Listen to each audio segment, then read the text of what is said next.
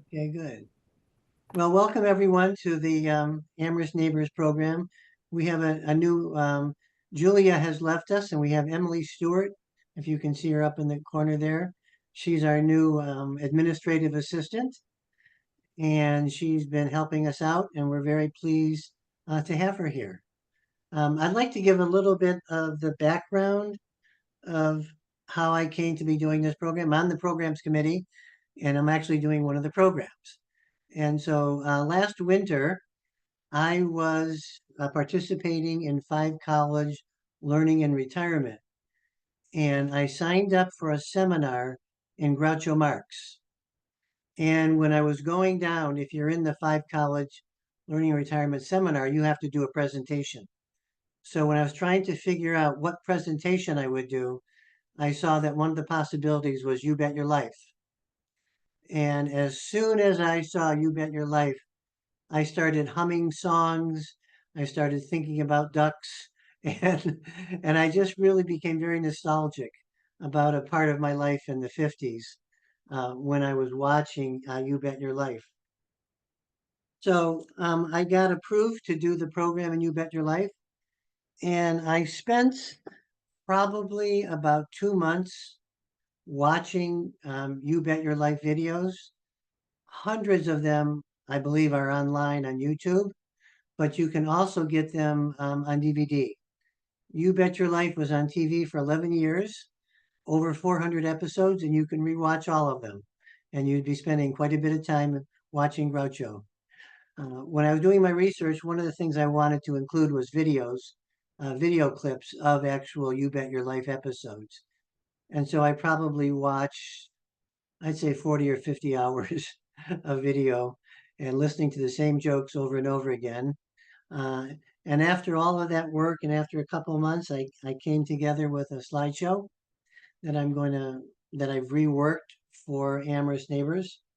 And the approximate order of agenda of what I'm going to do, I'm going to first talk about my experiences, my personal experiences with Groucho. That includes my brother and father. Then I would like to talk about um, sort of the history of You Bet Your Life with respect to Groucho Marx. You Bet Your Life was really an important television show for Groucho, which started in 1950. But prior to 1950, Groucho was just one of the Marx Brothers. And then starting in 1950, when he put on You Bet Your Life, he became Groucho on his own without his brothers. And he far exceeded all his brothers in fame and fortune through his experience with You Bet Your Life. So I'll talk about the structure of You Bet Your Life. And then I have about, depending on time, I should be about an hour program. I will show you about 7 or 8 different video clips of You Bet Your Life. And then when the slideshow is over, then we'll have a question and answer. And you can certainly make comments or talk about kind of your remembrances of You Bet Your Life. So I'm going to be focusing less on Groucho as Groucho, but more as Groucho as the host of You Bet Your Life. And one of the things that I came up with a thesis. I'm not a historian, but after watching so many episodes, and I will be doing a reading, by the way, in 1954, TV Guide magazine did what I'm calling quote unquote an expose or an article about You Bet Your Life. And the person who wrote the article for TV Guide got to go behind the scenes and could watch and was interviewed Groucho Marx and all the producers and found out how the show was put on. And it turns out that many of the ad libs that you see in You Bet Your Life were actually written by writers, and they weren't spontaneous remarks by Groucho himself. And when they had contestants on the air, um, they were really interviewed and they were told what to say to Groucho. And even though when George Fenneman, who's Groucho's sidekicks, says to Groucho in the audience, well, we found in our audience two interesting people. They were planted, by Groucho Marx, and they knew what they were. Groucho knew what they were going to say, and so it's really hard, and it's part of what I'll be talking about to distinguish what was an ad lib by Groucho, and he did many ad libs, and what was pre-planned. And when I read that article, it reminded me of the heartache that I felt when I was found out about Click and Clack on their radio show. And I was always impressed by how Click and Clack on their radio show could answer every question about the car and knew so much about it. But it turns out, just like the Groucho show, people called up 3 months before they were on Click and Clack. They told about the problem. They did all the research. And so when they called the person to be on the show, they already knew kind of what was going to be going on. And that's true of a lot of these reality TV shows, like on The Bachelor, where there's this emotional scene and there's this thing going on, was sort of pre-planned. And that, so I think Groucho Marx, in my opinion, in my humble opinion, was a forerunner of reality because even though it looks spontaneous, it's really not. And in one of the articles that I read about You Bet Your Life, it said that it would be a very, very boring show and not interesting at all if they just went out into the audience and picked two people to come up to be on the show. So I have my slideshow. I'm going to begin it. You can mute yourself. Uh, and then I will get back to you in about, an hour or so to give questions and answers and any comments that you might have about the show and Groucho. So I'm going to share my screen. I want to make sure everybody can see it.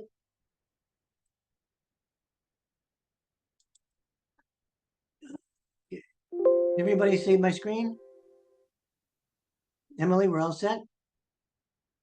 So I'd like to begin with Yes. this. Okay, good. So I'd like to begin with this first slide. And I put on here, does this look familiar? I would guess that everybody in the audience today has seen this and would say, well, these are Groucho glasses. But I asked, I have between my wife and I, we have 4 children. And I asked all 4 of our kids, plus nieces and nephews and friends of our children, do they know what these glasses are? And one of them said, these are called novelty glasses. No one really identified them as Groucho glasses. And then when I asked all the 30 and 40-year-olds, can you tell me about Groucho? I got remarks like, Groucho Marx, I think he was in the silent movies. Or Groucho Marx, did he say funny things? Was he the guy with the cigar? But when I talked to anybody much old in our generation, Amherst neighbors, everybody knew immediately who Groucho was. So I think my slideshow today is for a generation who grew up, knowing Groucho Marx, and he died in 1977. So we had many years when we were, into him and knew a lot about him.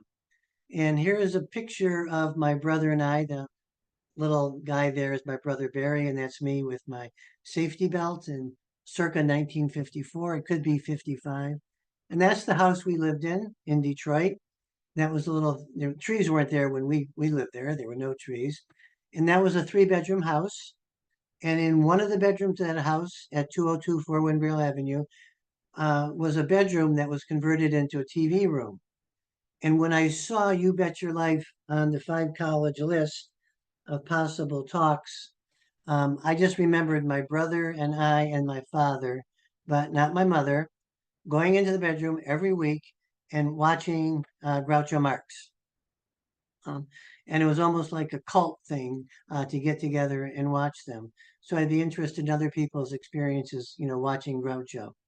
I did call up my brother and I talked to him on the phone, and he had the exact same memory that I did. And there was 2 things that I remembered most about Groucho, and one of them was the duck.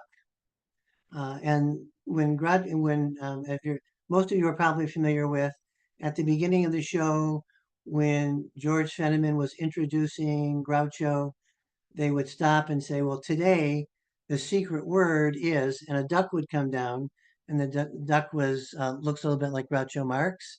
And on the duck would be the secret word of the day, like in this case, it would be voice.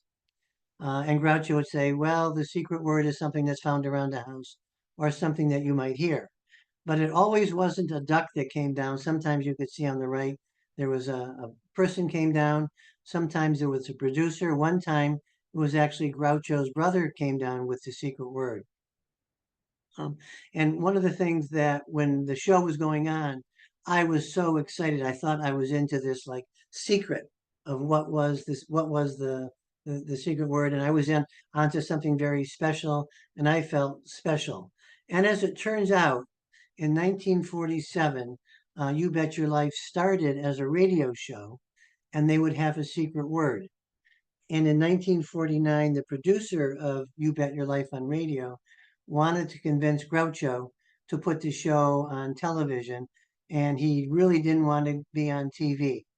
And so the producer suggested that instead of just saying a secret word, a duck would come down looking a little bit like Groucho, and it would have the secret word. And that was one of the reasons that Groucho went from radio to TV because he loved the idea of the secret word and having the duck come down. The other thing that I remember about Groucho Marx was the little theme song that went along with it. And when I saw You Bet Your Life, automatically, without thinking, I started singing to myself, "It's delightful, it's the lovely, it's DeSoto." And for years and years, the sponsor of You Bet Your Life was DeSoto, and it was quite a rakish looking car. And this really personally meant a lot to me because when I was growing up in Detroit, all the fathers took a stand.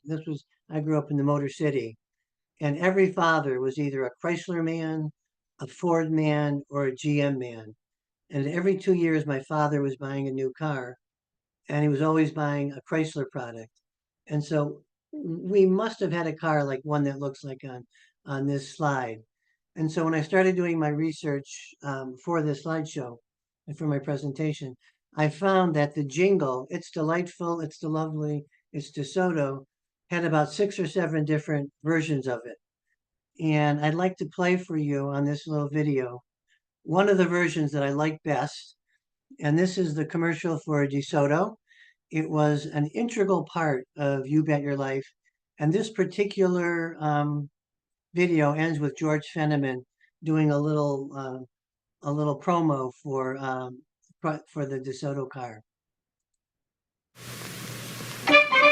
The time has come, it's very clear. The car you've wanted is really here. It's delightful, it's lovely, it's DeSoto. You'll understand the reasons why. For once you drive it, you'll want to buy. It's delightful, it's lovely, it's DeSoto. You can tell at a glance that this swell car is far in advance. You can hear that great big engine murmuring low, raring to go. So make sure you see and drive the new DeSoto. Why, man alive, it's delightful, it's lovely, it's delirious, it's the living, and it's the latest, it's the limit, it's deluxe, it's DeSoto. Tomorrow at your DeSoto dealers, see and drive the delightful, lovely DeSoto for 1956.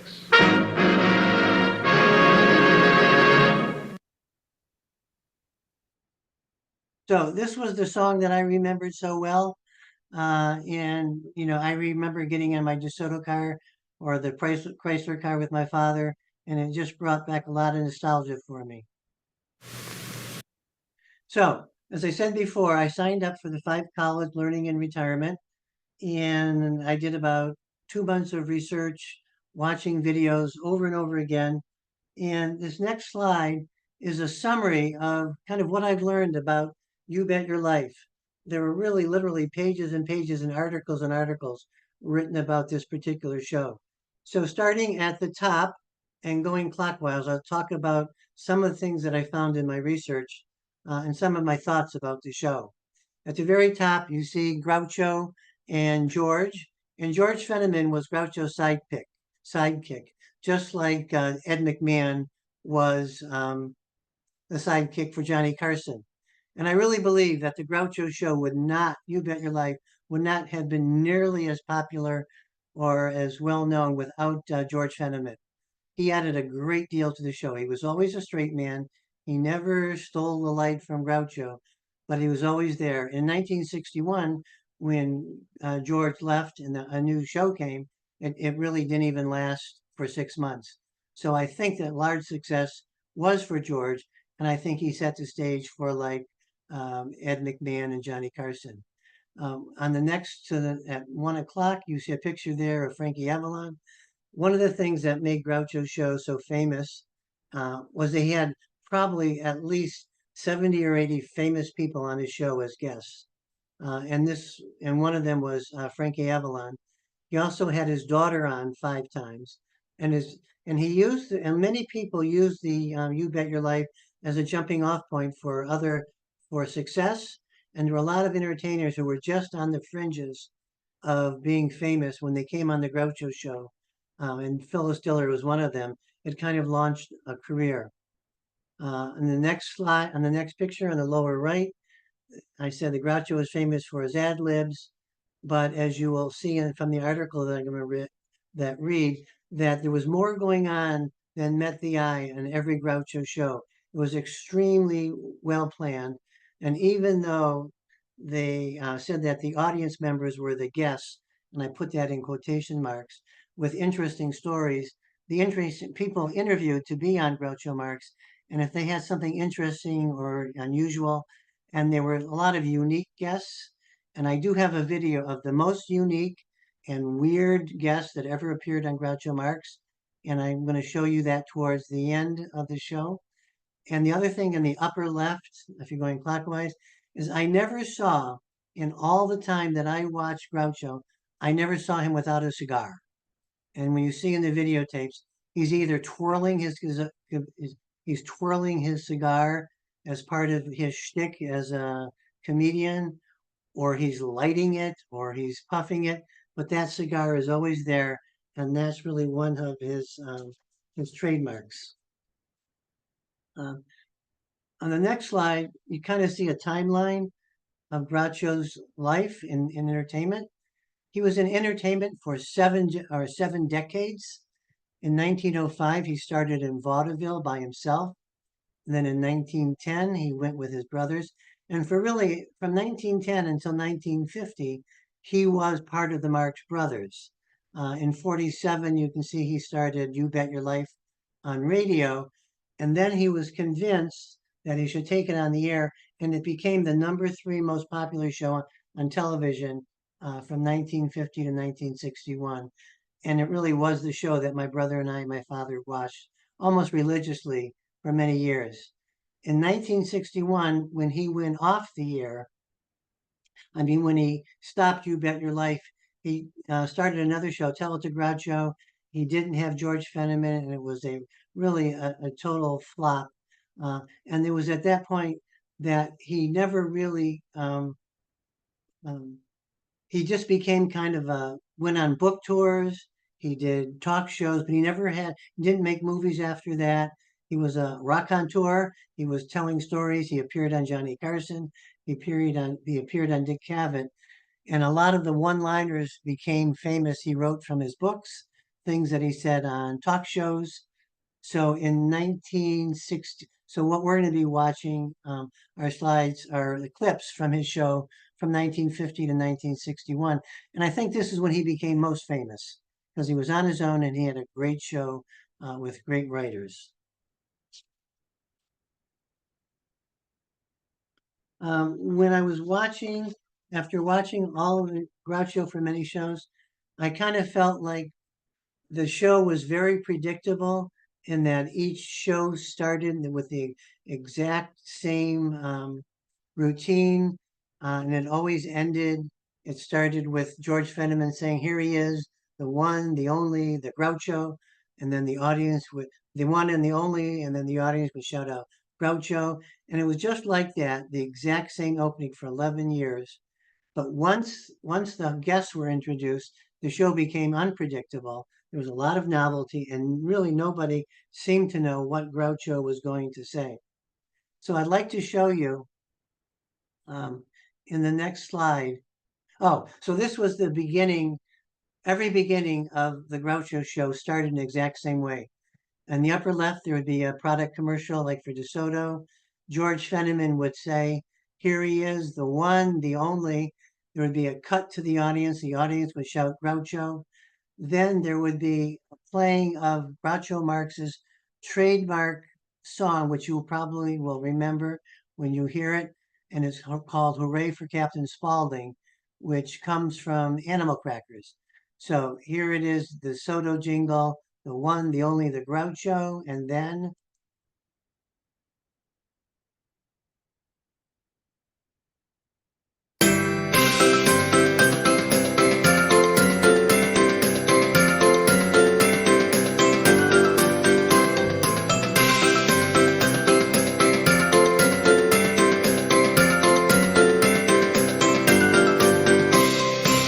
the theme song. Now he had a house band, just like almost every talk show host has had since him.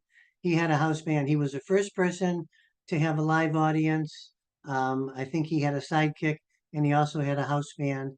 And then there was a cut to Groucho. He would roll his eyes, make some comment. The duck would come down.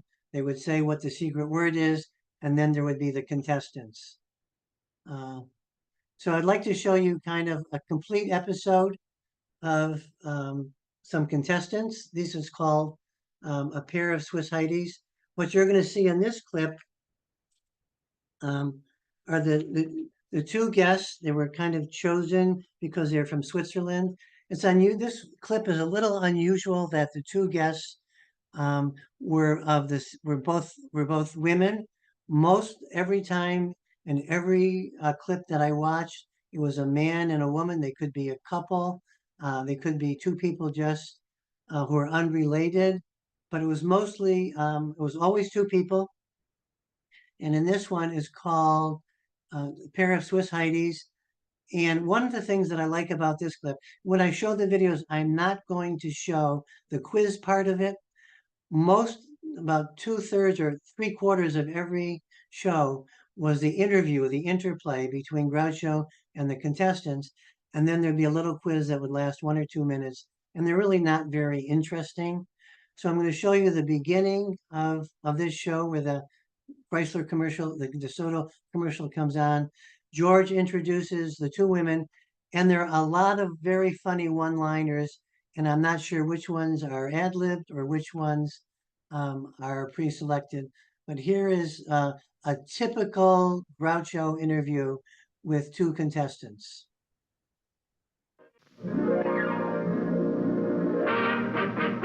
Here he is, Groucho Marx, in You Bet Your Life. Presented by DeSoto and the DeSoto Plymouth Dealers of America. The car for you. It's 58, has style and beauty to captivate. It's delightful, it's lovely, it's DeSoto.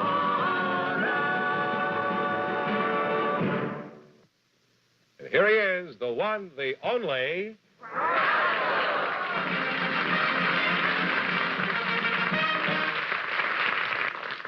Well, you may not believe it, but it's me again here tonight with a chance for each of our couples to win up to, how much? $10,000. $10,000. Then even say the secret word, they win an extra $100.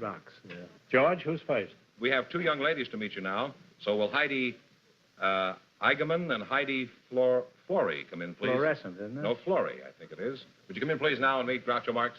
Welcome to You Bet Your Life. Say the secret word and divide an extra $100. It's a common word, something you see every day. Your name is Heidi Eigenman, and your name is Heidi Floreri, huh? Is that right? That's right, Groucho. Can we call it Groucho? Heidi, eh? Yeah, sure, you can call me anything you want, huh? Call me later tonight if you want. I'll have to call you each something different since you both named Heidi. I won't know who I'm talking to. I'll call you Heidi High, huh? All right. And I'll call you I Heidi agree. Ho. That's fine. And you can call me Cab Calloway. Heidi, do you have a middle name? Yes, I have a middle name, Anne. Heidi Anne. Heidi Ann? Yes.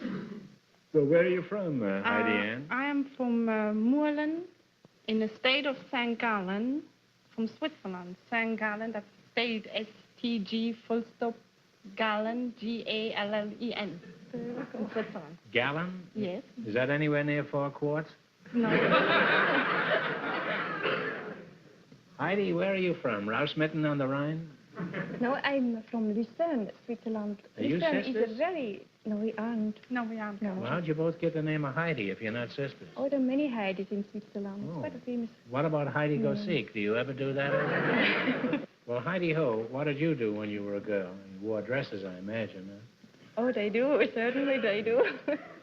Well, in Lucerne, I went to school and graduated there. And You went then to school where? to school in Lucerne and graduated. I didn't get that last part. And graduated. Oh, you graduated, huh? And then I went to Did you Paris. graduate too, huh? Yes, I graduated too. What did you do there? You studied in school? That's right. And then I went to France to learn the French. And then I went to England to learn English. You learned English, and did you graduate in England too? I did. And then I went to Italy to learn Italian. Italy to learn Italian. Why were you so anxious to learn so many languages? Well, you see, as more languages, as you know, as a better job you get, and naturally you get paid much Well, better. that makes sense. Makes a lot of sense. And you studied in 5 different countries, huh? That's right. And what kind of a job did you get in Switzerland after you were educated? I worked as a clerk in a delicatessen store. Now, in what way did your education help you as a clerk in a delicatessen? I mean, Well- after you graduated. Isn't that cute, graduated? Do you say that, then? Yes, graduated. Huh? Graduated. Graduated. Well, that's better. He doesn't fool around with graduated. He knows how to pronounce it. Graduated. My question You yet. haven't answered the question? question, Well, yeah. what was the question? I Because, don't remember. no, because I was knowing so many languages, I became a manager of a delicatessen store. I was running a store, I had girls and the And men- Anne, what kind of a job did you have? I was Groucho. I was doing the same. I was a clerk in a stationery store in Switzerland too. You girls have boyfriends in America? Yes, we have boyfriends over here, but nothing serious, Groucho. Well, do you find much difference between the Schweizer case boys and the American boys? Oh, yes, I think there's quite a good difference. American boys are much faster than the European boys. Do you prefer that? They call you, no, and they call you honey and sweetheart and sugar pie before they know your name. And I think Now, Heidi Ho, what type of fellow do you find most attractive? In know, other I words, what think, kind of a victim are you trying to snare? I think the best thing to marry, the best type would be a combination of Swiss and American. Swiss and American. That's Now, do you right. want it on white bread or pumpernickel?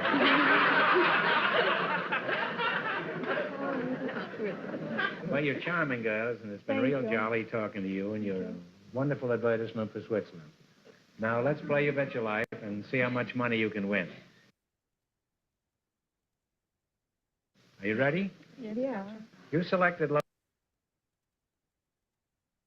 So in that particular episode with the two Heidis from Switzerland, they didn't make any money and they didn't win a prize. So Groucho was also famous for asking his contestants these kind of questions that they would almost guaranteed to get correct, and then they would at least win $100. And so one of the questions he asked was, who was buried in Grant's tomb? What color is a brown bear? How long do you cook a 3-minute egg? And when was the War of 1812 fought? And that was a pretty typical episode. And there was at one point when Groucho is flirting with one of the contestants. That was not unusual for him. And then he was also doing a little teasing of them. And he was really famous for that. One of the things that happened was his show in 1961, I said his show did not do so well. And I think there was a changing of norms. And what was funny in 1949 or 1950 was no longer funny in 1960. So now what I'd like to do is I have a little video of clips of some of the funnier moments of You Bet Your Life. And there are a lot of unpredictable moments. And when you're watching these little video clips, I'm going to have 3 of them. I kind of really noticed that Groucho has these long pauses. I think he was the master of the long pause. And after he after a guest would say something, he would just take. Sometimes they were like maybe 30 or 40 seconds, and everyone in the audience was laughing. His guests were laughing, and I think that was one of his trademarks, and he was the master. We're going to be seeing 3 clips. I'll be queuing it up. One is called A Little Mishap. One is called Politics as Usual. And the last one is the one that really has the longest pause of all. So I'm going to cue it up to the first episode. And this one is called A Little Mishap. And I've chosen 3 clips. I've tried to find clips that give a wide variety of kind of what You Bet Your Life was like. Happened as a result of a newspaper ad that I answered.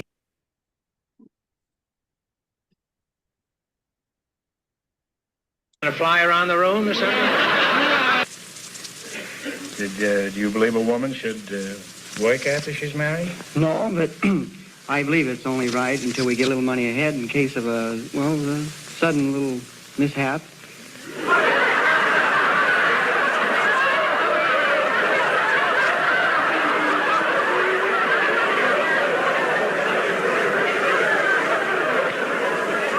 That's certainly a new name for it. All right, sure, I remember. Do you sing it? Yeah, well... So that was the first clip. Let me move it again to the next one. A lot of these clips, and one of the things that Groucho was known for was a lot of these. I have a lot of sexual innuendo, and he kind of just goes up to this line, but apparently never really crossed it. But I think that's one reason why, starting in 1961, became a little dated. 25 years, Groucho. What have you learned after being 25 years in politics? Well, the old-fashioned way is still the best.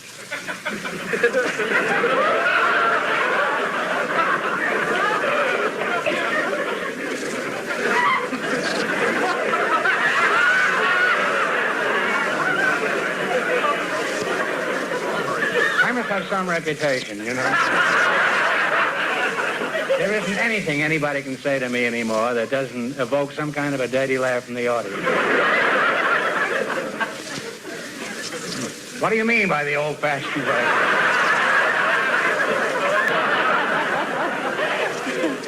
Now, what is the most unusual thing you've been asked to purchase? Okay, and I'll do one more, and this one's a little bit longer.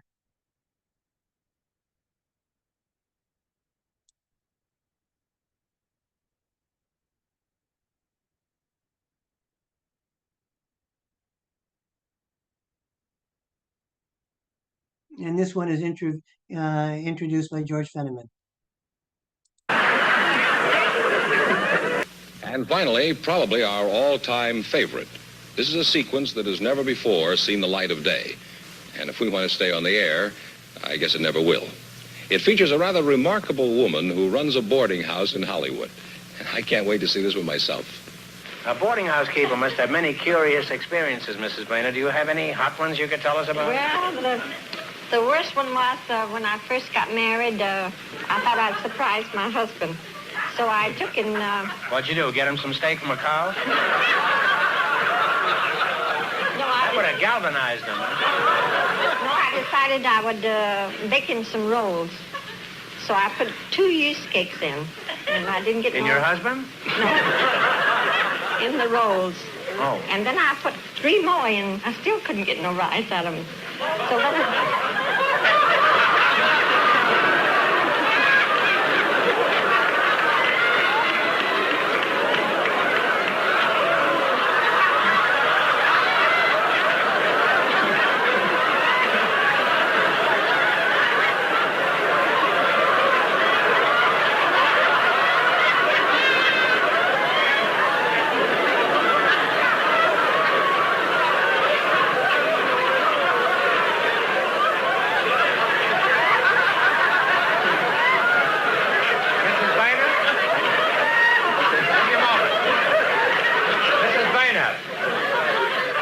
you arrived here, this was a perfectly innocent audience.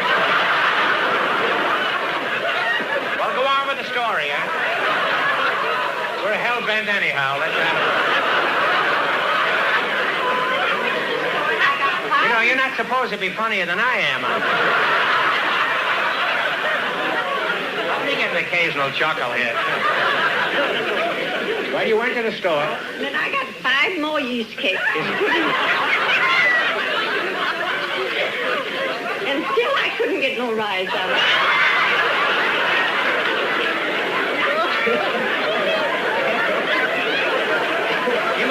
He must have been around Mount Whitney by this time.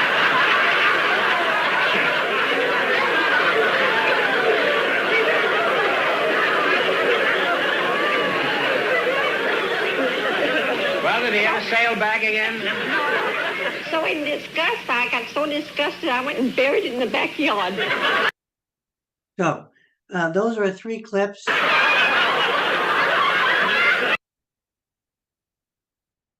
So these are 3 clips with a lot of one-liners that Groucho comes up with, or a lot of moments where he's really rolling a cigar and rolling his eyes.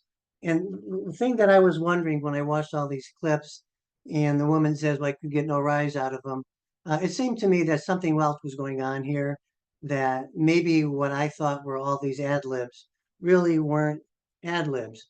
And so one of the clips that really kind of stuck out to me as kind of being this too good to be true in terms of how Groucho was coming across as so funny was there was a clip of an attractive, you can see her on the slide there, an attractive female guest tells Groucho that she wants to be an actress. And as soon as she tells Groucho she wants to be an actress, Groucho says to her, well, suppose if you became an actress and then you met someone you liked and you got married, would you be willing to quit acting and be a housewife and mother? And after Groucho asks that question, she immediately answers Groucho with the following line. Well, I think if you keep your feet on the ground, I think you can combine both. That's what I'd like to do. Which in turn sets Groucho up to respond with one of his many supposedly ad-lib responses. And Groucho replies, well, if you keep your feet on the ground, you will never be a mother. Which is one of those remarks that you will see over and over again in all of Groucho's shows. And here's the actual clip of the interaction that made me think that something here was being set up.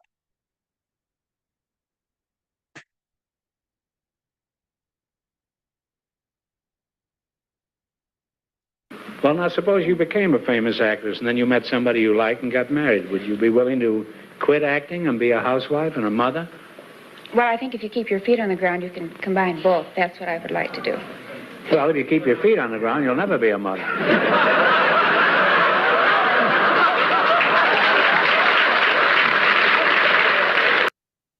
Well, now...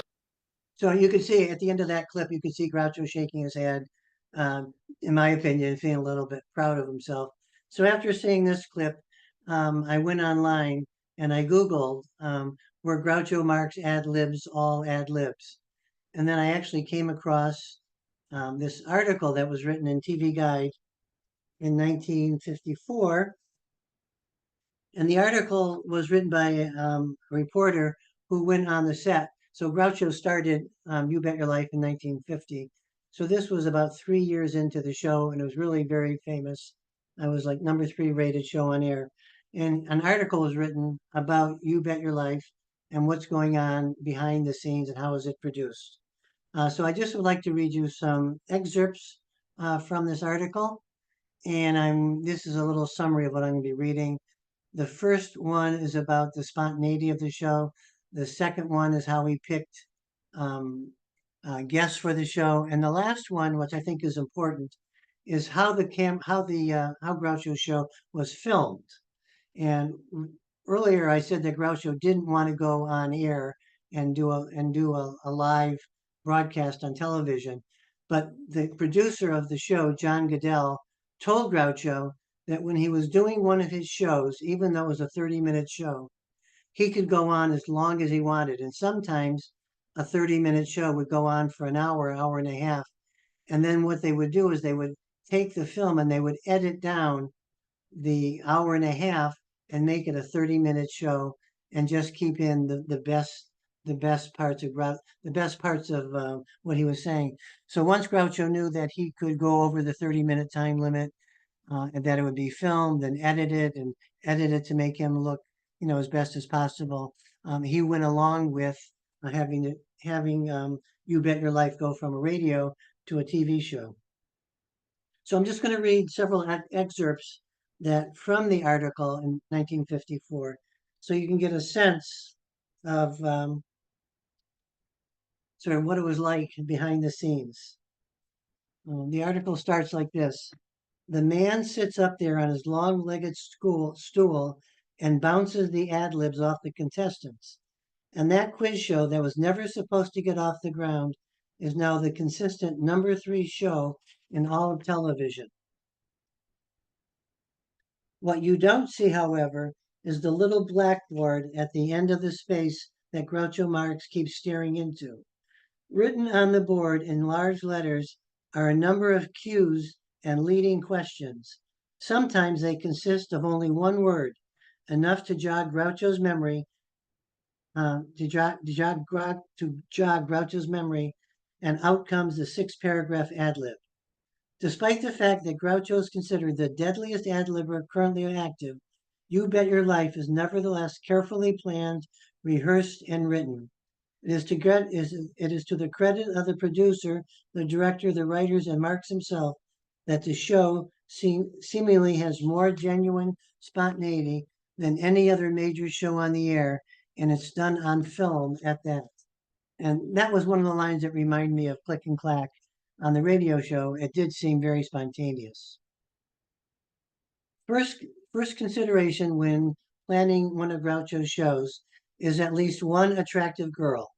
The producers go to a dancing school or a girls' college or an airline or almost any place where they can find girls in some specialized category. They talk to perhaps a dozen and ask the 6 likeliest to attend as members of the audience. Then 3 are selected chiefly because they think they're fast on their feet. On the night of filming, announcer George Fenneman tells the studio audience that 3 airline hostesses have been invited.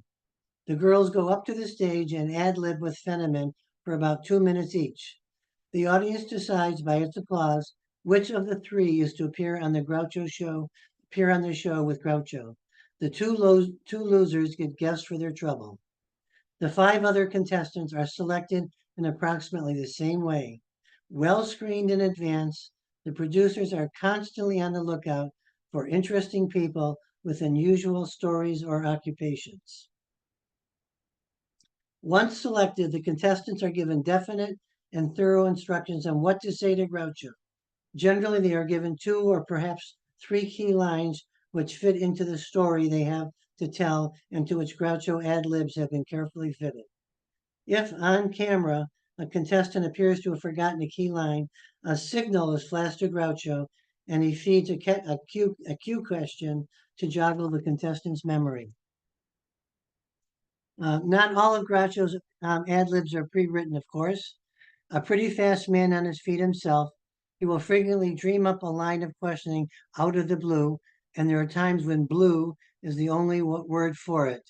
He seldom offends, however, for he has remarkable facility for smoothing ruffled feathers and generally knows precisely when to stop. Those portions, incidentally, are carefully edited out.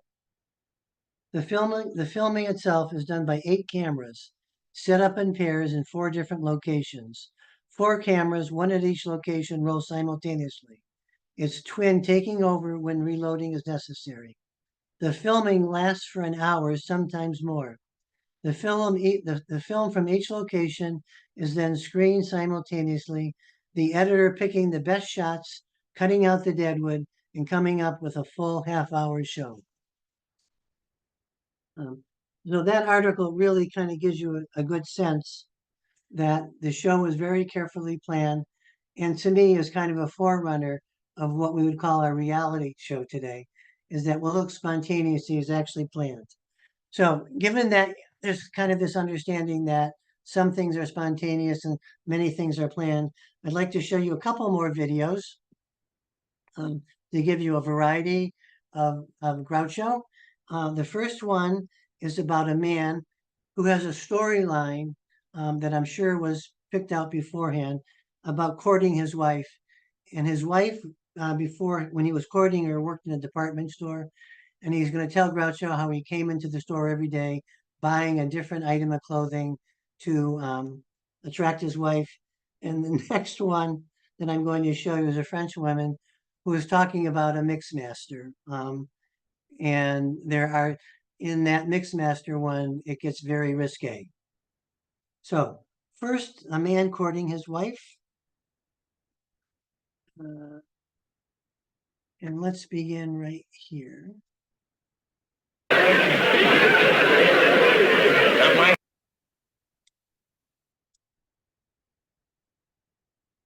Okay.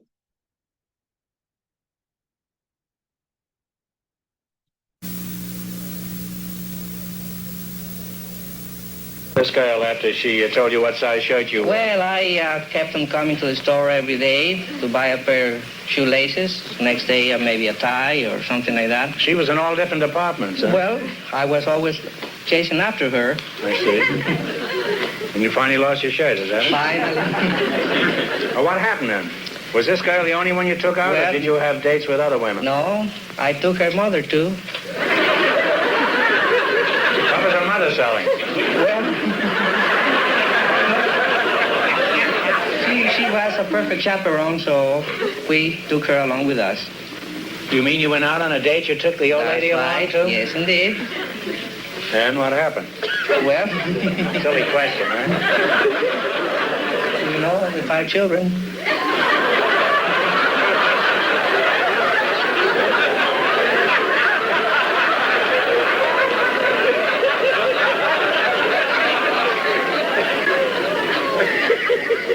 When you went out on these dates, what did the chaperone do? Did they just curl up with a good book? No, they did the same thing as we did. You mean you have 10 kids now?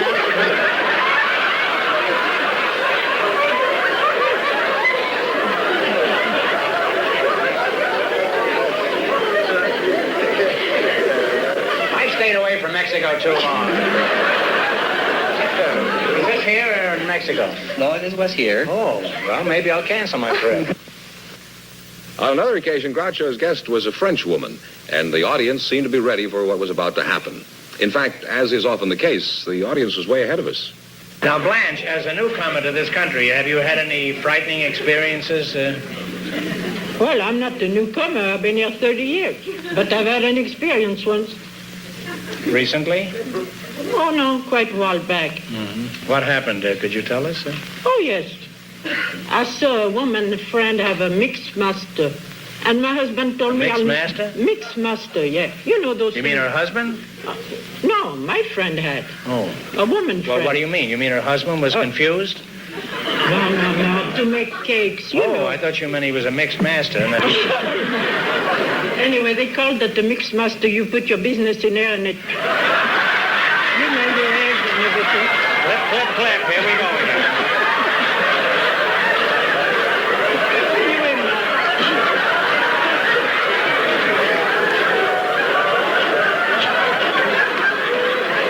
My husband, he said... And you think they're dirty-minded in France, huh?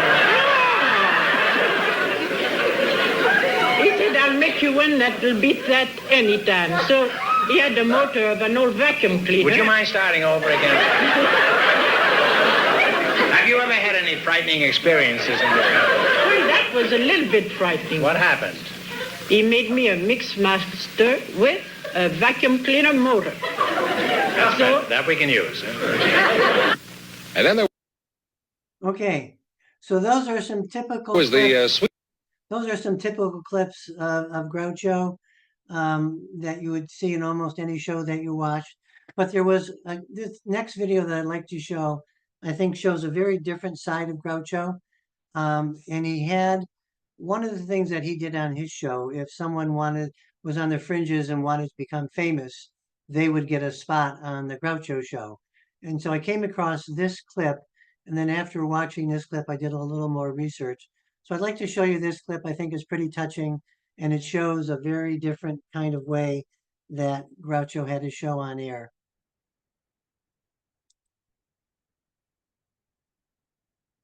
Let me get it queued up. So I'm going to skip the first part. So at this point, Groucho, this is a young couple, and they have a number of children, and Groucho is talking to them. And then Groucho turns to the wife and asks the wife what she did about her musical career, because earlier in the interview, she said that she was into music. So Groucho turns to her and says, well, can you tell me a little bit about what you did with music? And it leads to the following interactions. Did you ever do anything with the musical training that you received in college? Do you still sing? Yes, I do. As a matter of fact, our whole family sings, and we get quite a kick out of it. You mean it's like the Trapp family? You mean? Yes, Leon has taught the kids four-part harmony. Really? Huh? Is this true? You taught all the youngsters to sing harmony?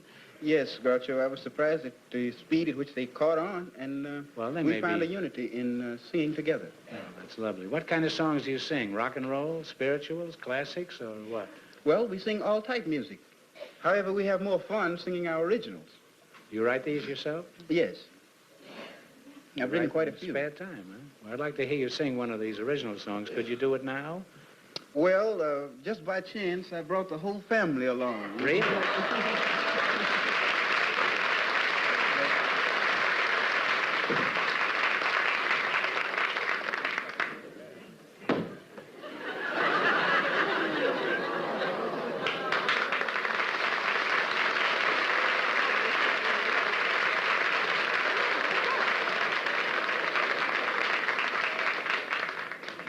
Take the little one. I'll take Shorty here. Come over here, Shorty. He's pretty sleepy. Yeah. Now, you sit right here and behave yourself, remember. This is the only suit I've got.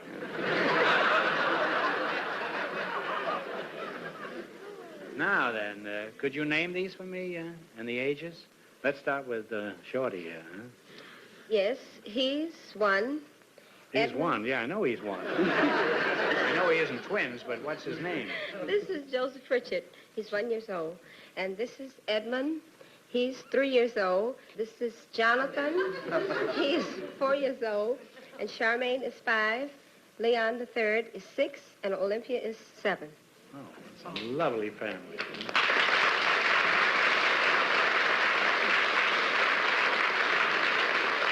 There seems to be a year missing there. What happened to 2? There isn't it. Shirley, if a task is once begun...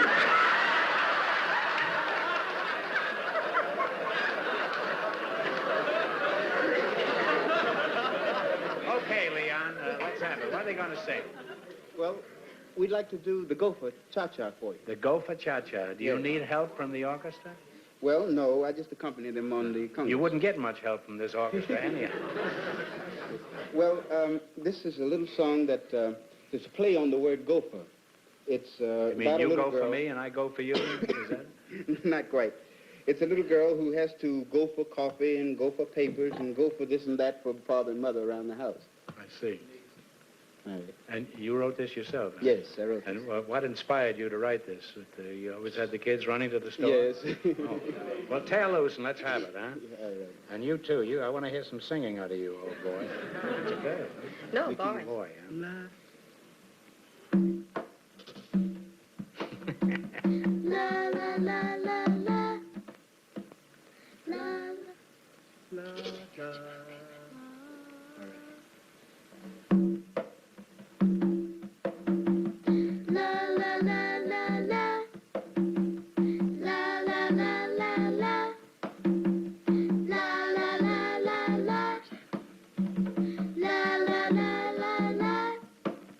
Me father say I can go and play. It's funny I never get to stay.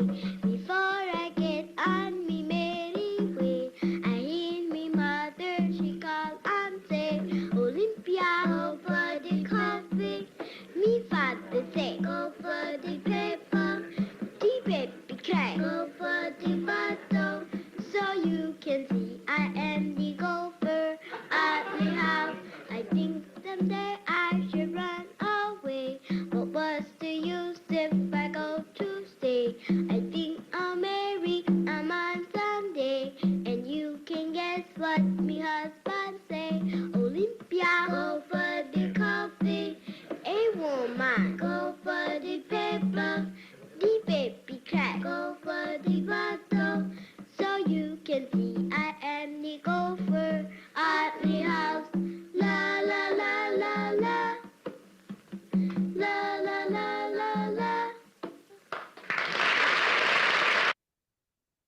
Well, this episode was in the 1950s, and the little group of kids were called the Silver. The family name was Silvers.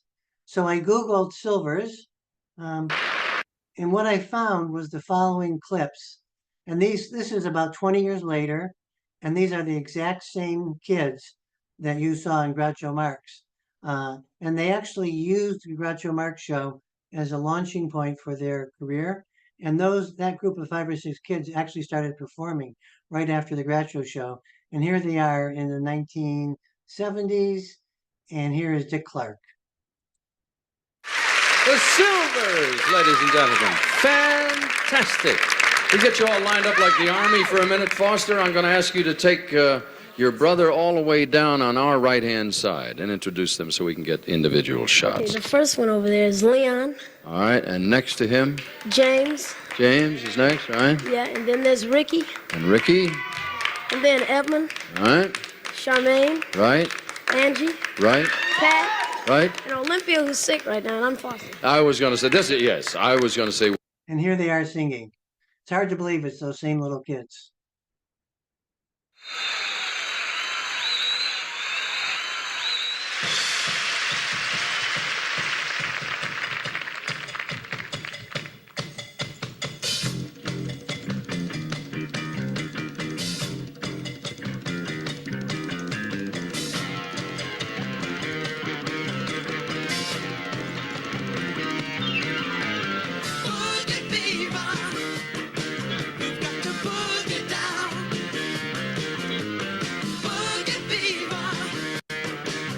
Okay, so you can there were 10 of the Silvers, and I counted 10 people on stage. So one of the things that Groucho did was he had a really wide variety of guests come on his show.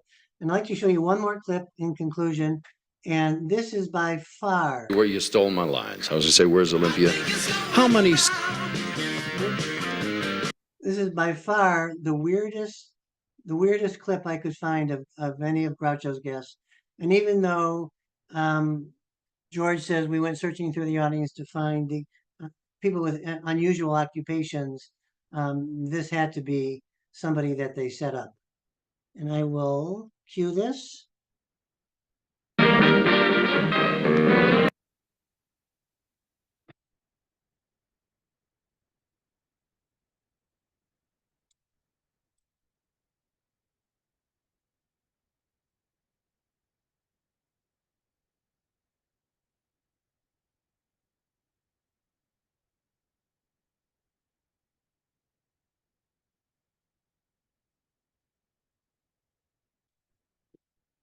Okay, here it is. A wood carver. I take a solid block of wood like this, and in 5 minutes and 23 seconds, I have a pair of pliers that'll open and shut like that.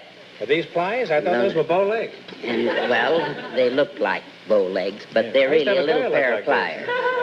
They're pliers, eh? Yes. You see, Well, that's very clever. made my glasses out of wood, and my watch chain, that's made out of one solid block of wood, and it isn't put together, and you can't take it apart. What about the watch? The watch isn't made of wood. That's made of gold and one thing and another. I didn't make the watch. I just made the chain. That's very clever. Yes. Is this for me? Yes, that's for you. You Oh, may you keep should that have. for a souvenir. I sell those for souvenirs. Oh, I see. You sell them? Oh, Well, yes. here, you better take it back. You can keep that. I don't want to get involved in any finance with you. Bill, let's get back to wood carving. Is there pretty good money in your business? Is it true you're always in the chips? Well, I manage to eat 3 square meals twice a week, and the rest of the time I fast, and I make these pliers. I sell them for $1 a piece. Yeah, let's see that. I've never seen one of those. Well, that's very interesting. Is this for me? And, yes, if you want it. Oh, you shouldn't have, huh? I may get enough of all the brothers here tonight, huh? I'll have his watch before he leaves here. You say people pay $1 a piece for those wooden pliers? Why? Well, you see, I throw in a $50 bill with each pair that I sell. Well, that's free. a pretty good come-on, huh? I can see you have a very good head for business, Mr. Peeler. Have you had it examined lately?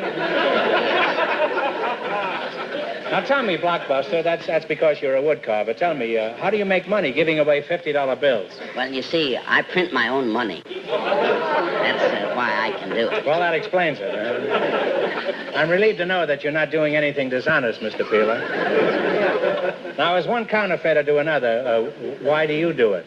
Well, because, you see, with my kind of money, there wouldn't be any unemployment in California or in the United States, and there wouldn't be any poverty. And if I could eliminate all unemployment and all poverty by just making a little change in the money system, why, that would really be worth doing. You see, we got a lot of colors in the rainbow, and we got a lot of different kinds of money, and all of the money we've ever had has always been green on the back. Well, one year I want to print the $100 bills red, and the $50 bills blue, and the $20 bills brown. And then I want to come out over the microphone and say, all of you people that got a $100 bill that's red on the back, dated 1950, I'm going to call it in 3 weeks from tomorrow at a discount. Now, you go home and get that $50 bill or that $100 bill out from under the rug, and you go down, you buy that suit of clothes you've been looking at for the last 6 months, but you were too stingy to buy the suit of clothes because you thought more of the money than you did of the clothes. But if you hang on to the money, you're going to have to pay a discount. So when you buy the suit of clothes and the factory opens up and hires another guy, and we've got more prosperity than we got now. And that's the way I intend to eliminate all unemployment and all poverty in the state of California by just changing the money a little bit, making it different colors and putting a date on it and calling it in every once in a while. I used to think I talked a lot, huh? Okay, so I found probably about 5 or 6 other little clips just as strange as this, but I ranked this one as the strangest. So I have some final thoughts. I believe that Groucho is a pioneer in a long line of talk and game show hosts who all use well-timed facial expressions, body movements, and of course, great writers to captivate and beguile us all. When I watch the reruns of Johnny Carson show, I can't help but feel there is a direct line between Johnny Carson and Ed and Groucho and George. And to some extent, I see a lot of Groucho and Jon Stewart and Jimmy Kimmel. I think Groucho was a complex man who left an incredible legacy that has not been surpassed, but perhaps equaled by others. He was an entertainer of his times, and even though I've watched many of his ad libs over and over, I find myself caught up in his magic. Thanks, Groucho, and you bet your life. I hope you enjoyed the show. Okay, I think I finished on time.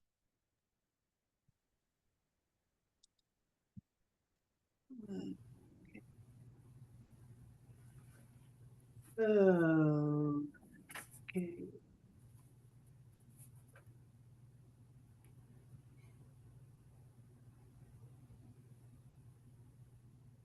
Sandy, is this Q&A time? Yeah, this is Q&A. I have, for some reason, I have lost my big screen. 1 second here. Yeah, Q&A, either questions. I can't see everybody now, but maybe Emily, can you call on people who can either raise your hands, ask a question, or make a comment? If you can unshare your screen, we could probably see each other. Oh, okay. Yeah, thanks. I forgot about that. Let's see here. Sandy, do you want me to still be recording? Yeah, you can record this. Okay. I'm trying to figure out how to get my screen. Down at the bottom where it says share screen, you want to click on. There we go. Yeah. We're all set. Okay. Anybody has any questions or comments? Dinah? Hey, hi. Yeah, thanks. That was fun. That was a blast from the past. I enjoyed that. I was, and I think I made a little comment on the chat saying it was surprising to me and a little disappointing that the ad libs were not in fact always ad libs. And it reminded me of, although it's a show that I don't think I ever really watched The Apprentice, but it reminds me of what we know now, which was that, it was scripted, it was packaged, it was programmed. And so what people saw was, was put together before, there wasn't any ad lib for him. And I think a lot of us know that, but I didn't think that about Groucho, and yet it's like I don't, I don't think the less of him, but I guess this is where some of that showmanship first started. I do think that when I think of that, not slow burn, but a deadpan, the deadpan that he would hold, I always thought that started with Jack Benny, but I guess there's more than one person who would do that deadpan to get a laugh, and certainly Johnny Carson picked that up for sure. Right. And Those were the also, yeah, I would say Jon Stewart also does it exactly. yes, Almost. yes, he Yeah, does. I was watching some of these clips, and then I was watching a thing of Jon Stewart, and I swear I thought I was watching Groucho when I Right, was watching Jon Stewart. right. And they all three of the ones that I mentioned uh uh do the deadpan but looking straight at the audience, because then we're all included in the joke. Yeah, So that's yeah. So kind of even so, in my opinion, even though he was fed the lines, um, if you or I were to be the receiving end or doing it, it wouldn't be nearly as funny because he just had that presence that enhanced everything he did. He really worked the audience in unique ways. I mean, it was weird because the proximity of him to the contestants looked very close, and yet he positioned himself where it almost felt like he would be asking a question, but looking at the audience as they were talking. And he interplayed with the audience big time to get, to get a lot of laughter. Um, that struck me. And of course, the norms of the era and needing to suspend our woke culture to appreciate that, the humor of the time was certainly different. The flirting that he did was super common, and it was also very much in his movies. You focused on the 50s, but I noted that, the movie era for him, you know, was decades before, and he was amazing, and his brothers as well. Um, I'm touched the most by the black family that was brought onto the show in the 50s, because that just wasn't happening. So I mean, he was bold, and it was great to see, the ability of an African American family to be themselves, and end up something happening from that in terms of the entertainment side of the family. But that was fun. Those were some fun clips, Sandy. Okay, thanks. Yeah, it was fun. I, I share an office with my wife, and so when I'm on my computer, like watching these Groucho clips over and over again, my wife had to listen to them, and and I was trying to select the ones that I wanted. She just said, I am not going to listen to another one of these. So we had to reach a compromise. And also, by what you were also were saying about the interplay between him and the audience, a lot of that had to do with the camera angles, because there were four cameras, and they could really take, once I realized there were four cameras, when you watch them, you can see how the camera is shifting constantly, and that was really built into the editing process Yeah. to maximize that effect, I believe. Okay, any other questions, Wendy? First of all, I want to compliment you on the quality of the presentation and the way you merged the videos with the slides and the discussion points was amazing. Good job. It really kept me engaged. There's a couple points I want to talk about. First of all, the rhythm and the tone. I like that you brought up other comedians and other talk shows and how he was their precursor. The one that I kept coming back to was Robin Williams, because of the rhythm of his, I'll call it patter for lack of another word. Although Robin Williams never had pauses, he just went right into another riff. But what I was wondering, if you have any thoughts on how the censorship and the Hays Code had any effect on his program or his movies. I looked it up while you were talking. The Hays Code was implemented in 1930 and it ended pretty much in 1960. And that censorship in movies and TV, it looks to me like they were skirting that or running right on the rim all the time. And I was wondering if you had any thoughts on how that impacted his work and the final product of what was shown on the air. Well, one of the things that I read was that he was always kind of going up to the line.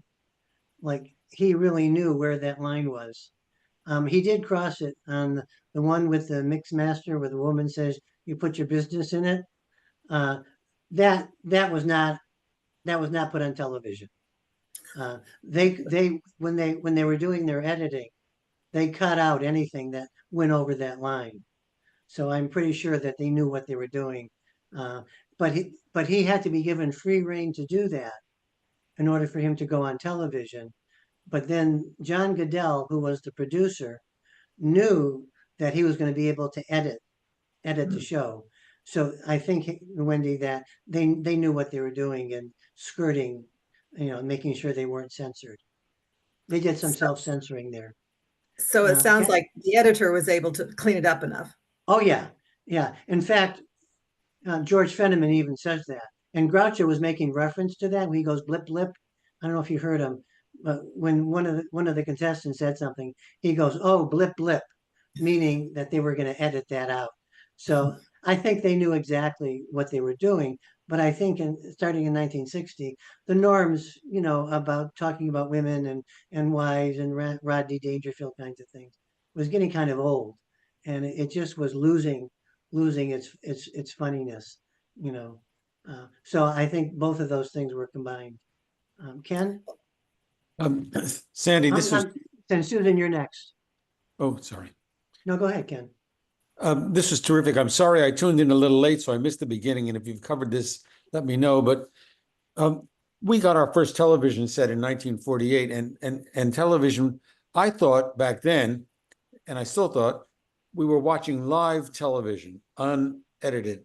And you pointed out how this live program was edited sometimes from an hour and a half down to 30 minutes.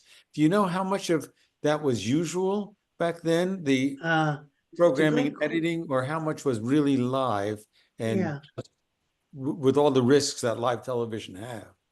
Yeah, this was actually the first TV show that had an audience, but I don't really know if other shows were edited the same way. Johnny Carson was live. It was very unusual, so I think may have been the norm. That's my guess, because Johnny Carson was live, and that was a little unusual. Thank you. But I can't answer with any authority on that. Susan, you had raised your hand. You're muted. You're muted. You're muted, Susan. Can you talk about his name? Was he named by Groucho by his parents? Is this a stage name? Because it seems to me, I mean, all his brothers have straight, Edward American names. I mean, and it also makes him funnier with a name like this. Yeah, his name is Julius. Julius. And all his brothers had names just like his. All 5 brothers, Groucho, Harpo, Chico, Zeppo, and Gummo. I forgot about that. Yes. And those were their names in vaudeville. And those names. So when they did vaudeville starting in, I think, 1910, and they went on, that was kind of their trademark, was that kind of name. Okay, great. Thank you. And Gummo and Chico, Harpo actually became also famous, but not nearly as much as Groucho. Okay, maybe one more question. It's almost time to go. Dinah? I had thought that the first show with a live audience was the Howdy Doody show, because I had been on the Howdy Doody show as part of the Peanut Gallery. So I don't know if that's considered an audience, but parents were there as well. You were in the Peanut Gallery? Yes. Where? Well, I don't know. It was just they had a peanut gallery. Where were you living? Oh, New York. Oh, in New York. Yes. Well, I want to get your autograph. Next time I see you, I want your autograph. Well, I seem to recall that, my sister and I were maybe 4, and it must have been the early 50s.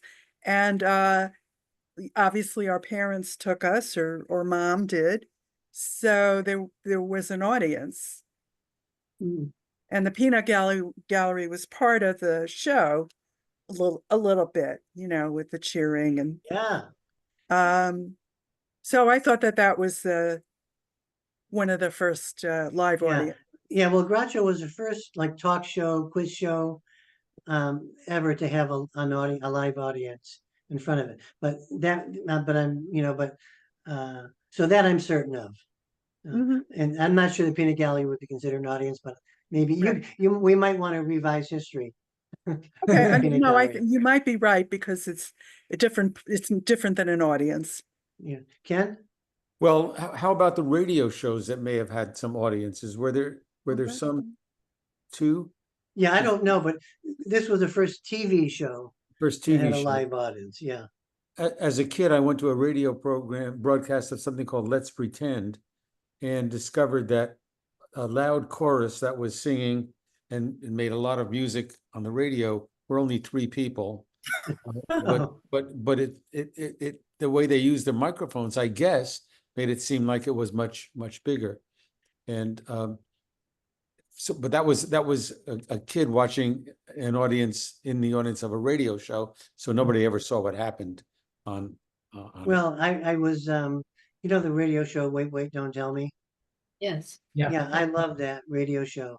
And I met somebody who went to who went there live, and they said after the show ended, some audience members were asked to stay and not leave, and they reshot the show. They took out some places that were dead. They added different jokes and they revised it. So Wait, Don't Tell Me, like I was very disillusioned about that, like I was with Click and Clack, was actually, but I was reading an article, about Groucho and the editing, and they said that's what makes it a great show. If they didn't edit it, and if they just called random people from the audience, it wouldn't be on the air. So it was very good showmanship, to do those kinds of things. Well, thanks everybody for coming. It was fun. And I appreciate everybody being here. Thank you, Sandy. Thank you, Sandy. You're welcome. Thank you. Have a good evening. Bye, everybody. Bye. Thanks, Emily.